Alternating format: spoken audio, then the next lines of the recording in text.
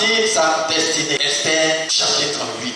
Dans destinée, il y a destin. Et qu'est-ce que c'est que le destin? Beaucoup de personnes connaissent et en parlent, que ça c'est son destin. Mais le monde ne parle pas beaucoup de destinée, mais le monde parle beaucoup de destin. Parce que le monde est fataliste. Le monde pense que c'est telle chose qui devait arriver parce que c'était déjà prévu, on ne peut pas y échapper.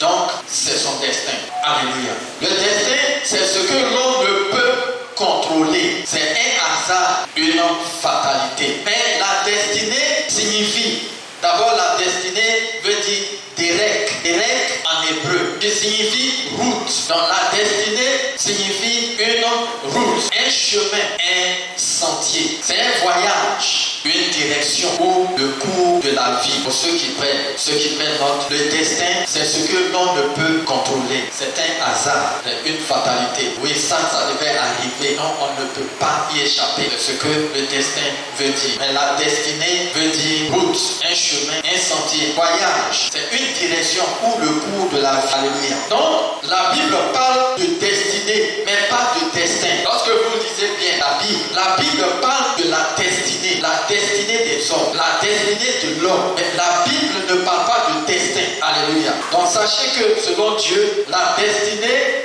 est un chemin sur lequel nous devons marcher. La destinée, selon Dieu, est un chemin sur lequel nous devons marcher. C'est pourquoi nous allons prendre Ésaïe 40. Ésaïe 40, verset 27 à 31. Je vais lire Ésaïe 40, 27 à 31. Il dit, pourquoi dis-tu, Jacob? Pourquoi dis-tu, Israël? Ma destinée est cachée devant l'Éternel. Mon droit passe inaperçu devant mon Dieu. Ne le sais-tu pas? Ne l'as-tu pas appris? C'est le Dieu d'éternité, l'Éternel qui a créé les extrémités de la terre. Il ne se fatigue point, il ne se lasse point. On ne peut sonder son intelligence. Il donne de la force à celui qui est fatigué et il augmente la vigueur de celui qui tombe en défaillance. Les adolescents se fatiguent et se lassent et les jeunes hommes chancellent. Mais ceux qui se confient en l'Éternel renouvellent leur force. Ils prennent le vol comme les aigles. Ils courent et ne se lassent point. Ils marchent et ne se fatiguent point. Alléluia. Voici la destinée de l'homme. Donc pour Dieu, la destinée, c'est le chemin sur lequel tout homme doit marcher. Donc la destinée des hommes du monde entier, c'est de suivre Jésus. C'est de marcher sur les traces de Jésus. C'est ça la destinée des hommes. Alléluia. Vous voyez qu'il y a des gens qui peuvent accepter marcher avec Jésus ou refuser de marcher avec Jésus. Si c'était un destin qui est ce que personne ne peut contrôler, tout le monde allait marcher avec Jésus. Puisque c'est ce que Dieu, lui que Dieu a mandaté. Tout le monde allait, si c'était un destin, tout le monde allait marcher avec Jésus. Mais ce n'est pas un destin. Dieu nous parle de destinée. Et comme c'est une destinée, normalement, tous les hommes doivent suivre Jésus. C'est la destinée des hommes. Tout le monde, tous ceux qui sont nés d'un père et d'une mère doivent suivre Jésus. C'est la destinée. Et lorsqu'on parle de bâtir sa destinée, c'est que toi-même, tu peux orienter ta vie. Tu peux orienter tes prérogatives. Tu peux orienter tes pensées sur quelque chose et l'atteindre ou ne pas l'atteindre. C'est une destinée. Mais si c'était un destin, tu ne peux absolument rien faire. Tu tombes sur le coup du destin et puis c'est fini. Comme il y a des gens qui pensent que comme ils sont pauvres, leurs parents sont pauvres, c'est un destin pour eux qu'ils soient pauvres. Non, c'est faux. Dieu n'a jamais donné la destinée d'une personne comme pauvreté. Au contraire, Dieu a béni l'homme depuis la Genèse. Dieu a béni l'homme. Il a dit, soyez féconds, multipliez, remplissez et assujettissez. C'est la destinée de l'homme. Alléluia. Donc Dieu n'a pas dit que si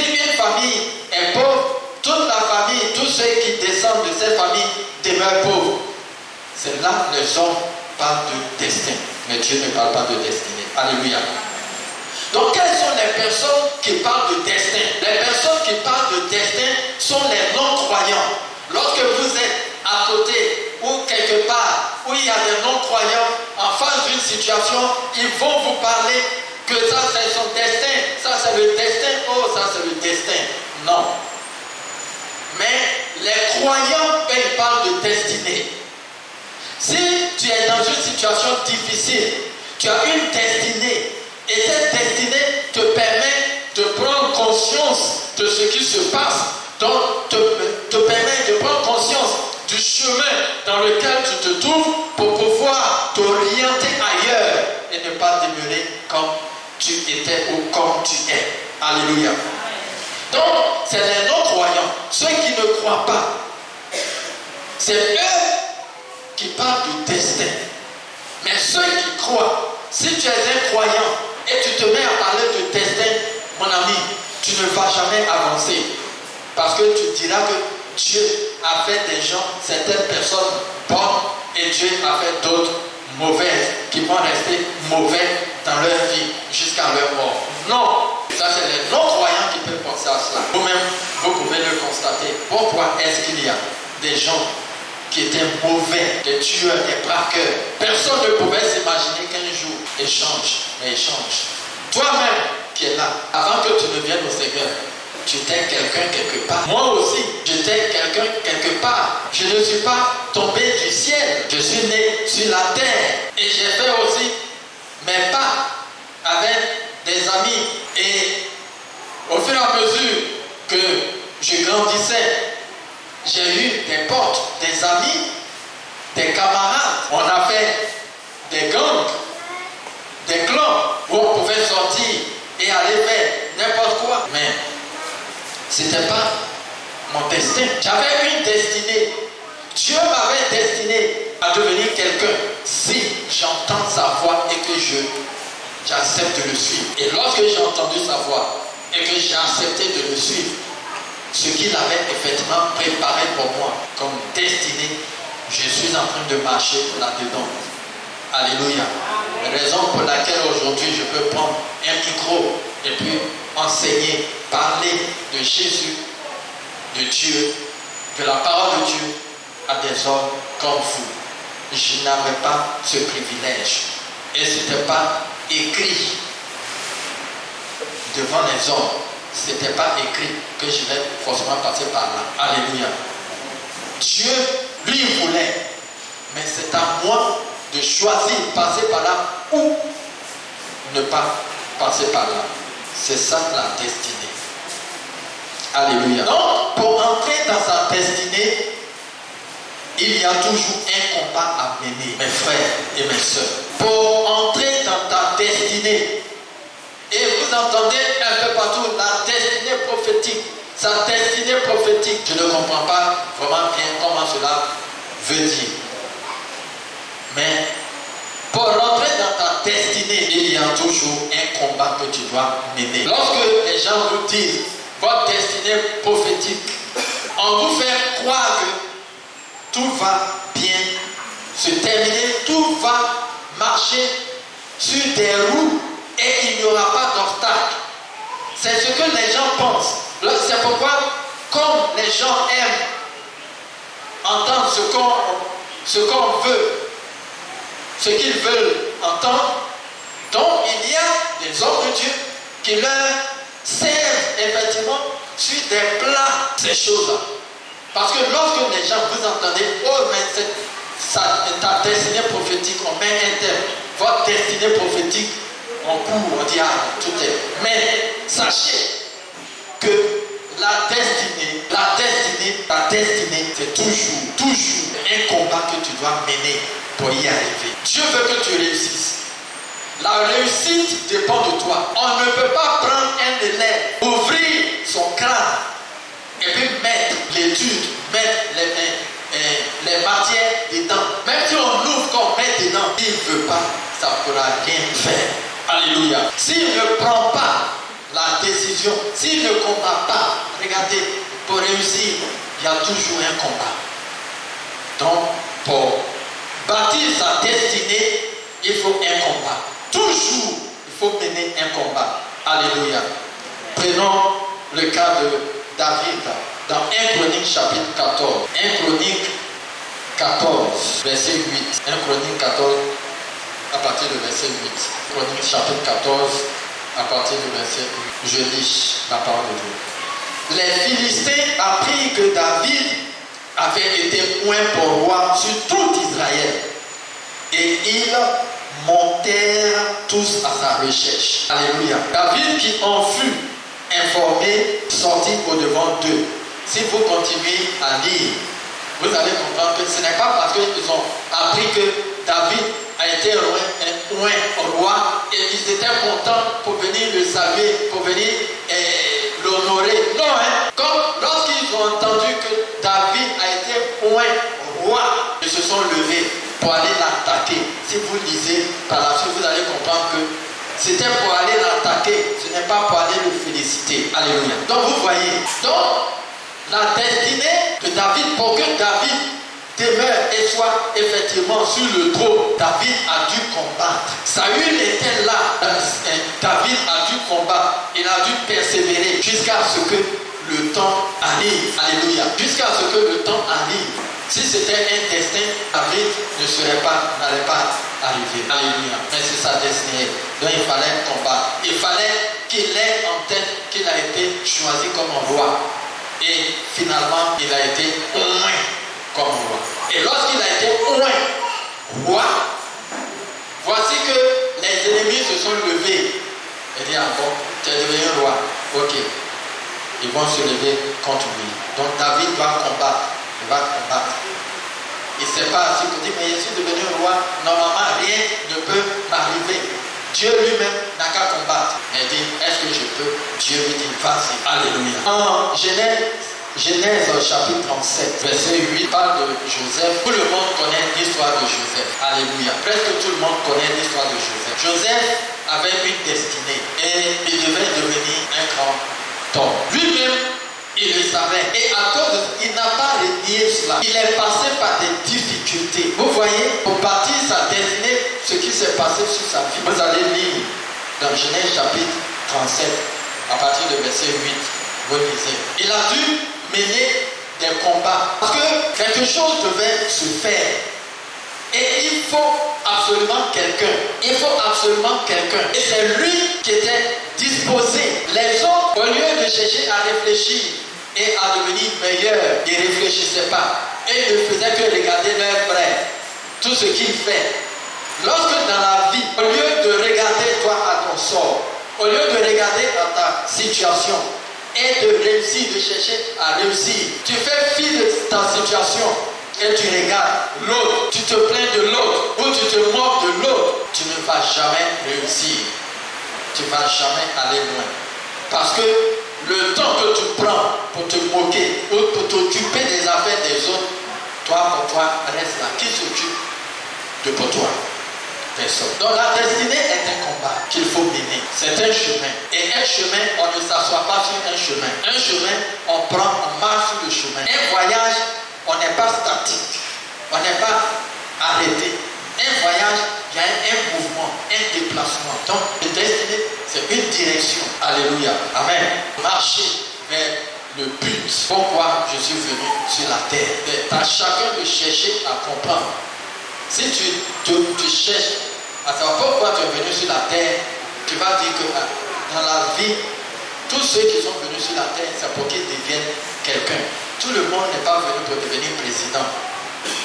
Mais toi, personnellement, tu es venu sur la terre pour devenir quelqu'un. Tu peux devenir président.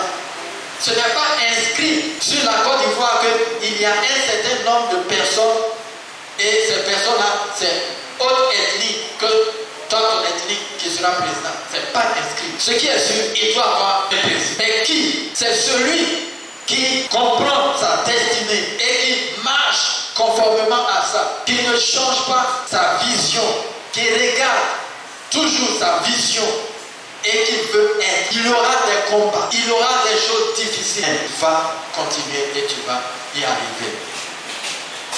Ah oui, amen. C'est comme des gens, quelqu'un qui veut travailler. Et si toi, tu veux travailler et devenir, avoir suffisamment d'argent, de biens, tu dois diversifier ce que tu fais. Si tu es là, toi, tu rentres dans les maisons, et puis c'est les toits qui sont percés. C'est ça là seulement, toi, tu rentres, et puis tu vas souder les toits pour avoir quelque chose. Et c'est ça là. Mais mon ami, tu ne pourras pas devenir grand. Non, c'est pas possible. Parce que si c'est dans ça là seulement tu restes, c'est pas possible. Tu vas dire que c'est ton destin. Oui, toi tu vas dire ça parce que tu ne crois pas en Dieu. Mais il y a quelqu'un qui dit non, j'ai une destinée. Ce n'est pas, je commence par ça, mais je dois aller plus loin. Alléluia. Tu vends de la loco. Depuis que tu as commencé avec la marmite ou bien quoi là, tu penses c'est ça là. C'est devenu noir. Et les gens là-dedans font croire que c'est ce qui est noir ou bien qui a longtemps ou bien quoi. C'est ça là qui produit de la bonne sauce. Les vieilles marmites, voilà. C'est les vieilles marmites qui produisent les bonnes sauces. Mais c'est pas vrai, c'est pas vrai. Lorsqu'on parle de vieilles marmites, on est en train de parler de l'expérience. De l'expérience. Parce que si, toi, on s'en va prendre une marmite de 1919, ou bien de 1900, et puis on vient te donner pour préparer toi, jeune fille. Si tu ne sais pas préparer la marmite, elle va faire quelle magie pour nous faire sortir une bonne nourriture? Ce n'est pas possible. On parle de l'expérience. Alléluia. L'expérience qu'on acquiert un peu partout, ça nous donne de pouvoir donner quelque chose et aussi de pouvoir avancer. Alléluia. Donc, qui que vous soyez, vous êtes nés tout comme moi. Nous sommes nés sans qu'on ait demandé la vie à nos parents. Qui est-ce qui a demandé la vie de son père, de sa mère, de ses parents avant de venir au monde? Personne. Alléluia. Donc nous n'avons pas demandé la vie de qui que ce soit. On n'a pas demandé aussi la vie de Dieu. Mais nous sommes nés. Alléluia. Donc vous êtes nés, vous n'avez pas choisi de venir dans telle famille. Mais votre destinée vous a permis d'être dans cette famille pour forger, pour combattre, pour vous lever et de changer les données de cette famille-là. Alléluia. C'est à cause de cela que vous êtes venus là. Sinon, vous n'avez pas choisi. Donc, ce n'est pas parce que tu n'es pas né d'une famille aisée que tu vas négliger la famille dans laquelle tu es. Parce que c'est une famille qui mange une seule fois dans la journée, puis c'est fini. Donc toi aussi, tu veux rester dans cette pensée. Nous, on mange une seule fois. Non! Dieu t'a donné une destinée. Et c'est toi qui peux changer le cours de l'événement, le cours de cette famille. La famille mange une fois par jour. Toi, tu dois profiter à la famille de manger 3 fois par jour. Et pour cela, tu dois combattre. Tu ne dois pas regarder la situation. Si David devait regarder la situation, David n'allait jamais être sur le trône. Si Joseph devait regarder la situation, il n'allait jamais être le grand patron par lequel le peuple d'Israël a pu exister. Alléluia. Maintenant que tu es devenu adulte, que tu as grandi, qu'est-ce que tu dois faire? Tu as la possibilité de choisir. Tu as la possibilité de choisir une voie. Si tu veux réussir, tu as la possibilité de choisir la voie de la réussite. Donc, tu as cette possibilité-là de bâtir ta destinée. Alléluia. Si tu veux ajouter destinée prophétique, comme on aime te dire, c'est ça qui est dans ta pensée. Dès qu'on parle de destinée, il y a prophétique qui soit dessus. Toi, il faut prendre ça. Alléluia. Donc, tu as la possibilité là où tu es aujourd'hui. Quand tu es devenu adulte, ce n'est plus tes parents qui vont diriger ton foyer. Ce n'est plus tes parents qui vont te dire, ah, voici ce qu'il faut faire. Toi-même, tu vas faire un choix. Alléluia. Donc, tu as la possibilité de choisir la voie. Tu as la possibilité de choisir comment orienter ton foyer. Si ton foyer doit être heureux, c'est toi qui as la possibilité de faire le choix. Alléluia. Si tu veux devenir pire que tes parents, tu as aussi cette possibilité de choisir. Il y a des gens qui deviennent pires que leurs parents. Dans la Bible, vous avez vu, il y a eu beaucoup de rois qui sont devenus pires que leurs parents. Et leurs pères, lorsqu'ils sont devenus pires. Il y en a des gens comme ça. Si toi tu veux devenir pire que ton papa ou bien ta maman, c'est à toi de faire ce choix parce que tu as cette possibilité-là pour bâtir ta destinée. Nous allons prendre l'exemple de quelqu'un dans la Bible. Cet exemple, cet homme s'appelait Méphibosheth. Méphibosheth. Aujourd'hui, c'est la première fois que quelqu'un entend ce nom-là. Méphibosheth. Dans 2 Samuel chapitre 4, verset 4 et chapitre 9, verset 3 à 9. Méphibosheth. C'est dans 2 Samuel chapitre 4. 2 Samuel chapitre 4, je lis la parole de Dieu. Je vais commencer par le verset 1 pour que vous compreniez. Lorsque le fils de Saül apprit qu'Abner était mort à Hébron, ses mains restèrent sans force et tout Israël fut dans l'épouvante. Le fils de Saül avait 2 chefs de bande, dont l'un s'appelait Baana et l'autre Rekab. Ils étaient fils de Rimon de Béhéroth, d'entre les fils de Benjamin. Car Béhéroth était regardé comme faisant partie de Benjamin et les Béhérothiens s'étaient enfuis à Githa où ils ont habité jusqu'à ce jour. Jonathan, fils de Saül, avait un fils Perclus des pieds et âgé de 5 ans lorsqu'il arriva de Jezreel la nouvelle de la mort de Saül et de Jonathan. Sa nourrice le prit et s'enfuit, et comme elle précipitait sa fuite, il tomba et resta boiteux. Donc Perclus, c'est un boiteux. Donc il est tombé, il était enfant, il était bébé. Et lorsque sa nourrice, celle qui s'occupait d'elle, avait entendu que son papa, son grand-père et son papa sont morts, ont été tués, donc elle s'enfuyait et elle a pris, dans sa précipitation, elle a pris l'enfant de Méphibosheth, elle l'a pris. Et lorsqu'elle l'a pris en fuyant, l'enfant est tombé et ses pieds sont cassés, donc il est devenu boiteux. Donc son nom était Méphibosheth. Alléluia.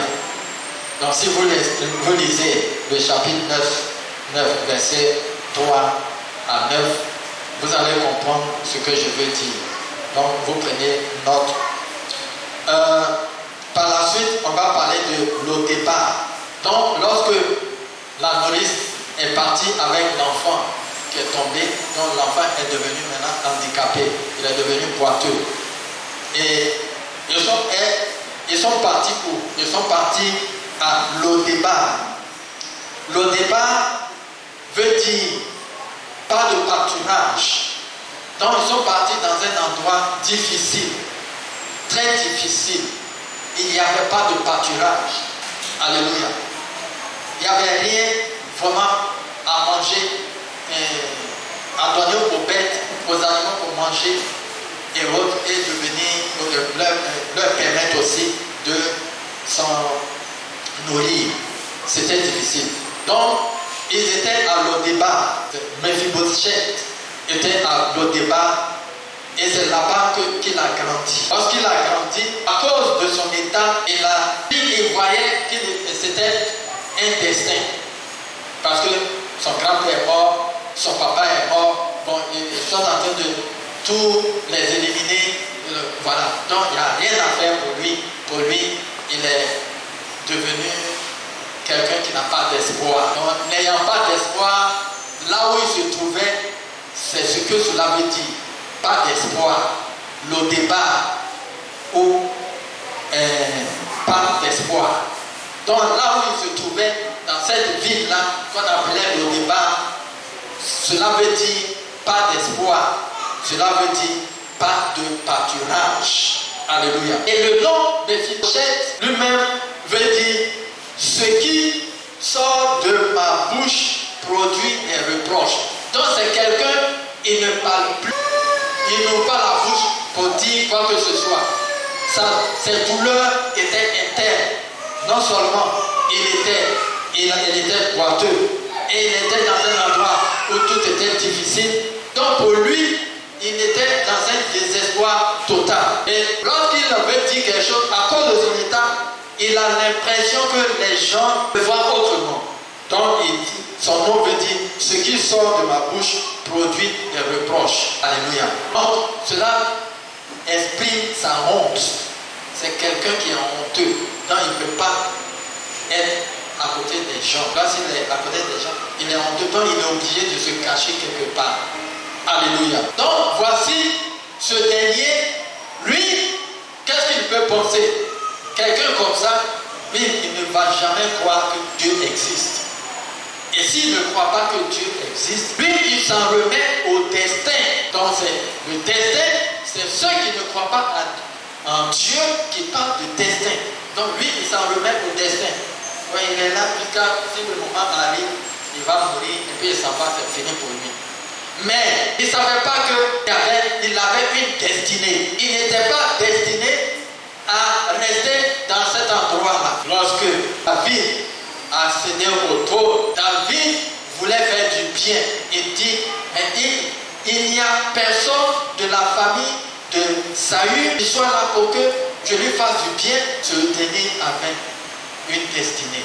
Donc il fallait passer par cette situation difficile, compliqué. Il voyait que tout était noir. Donc pour te faire comprendre que tu peux voir que tout est noir, mais ta destinée, si tu crois que Dieu, c'est lui qui t'a envoyé sur cette terre, Dieu a planifié quelque chose. Et c'est à toi d'accepter et de décider.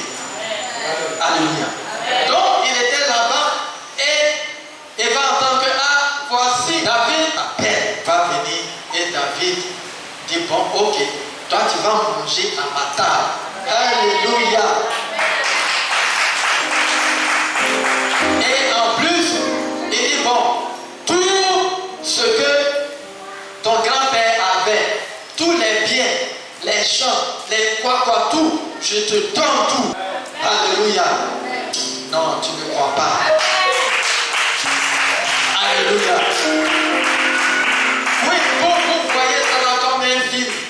Vous voyez comme une chose là, c'est du papier, on est en train de parler, on est en train de lire et puis de parler. Non, ta destinée est réelle. Ta destinée est réelle. Ta destinée est réelle. C'est à toi de prendre, oui, possession. C'est à toi de te lever. Alléluia. Amen. Tu te lèves et tu vois la gloire de Dieu.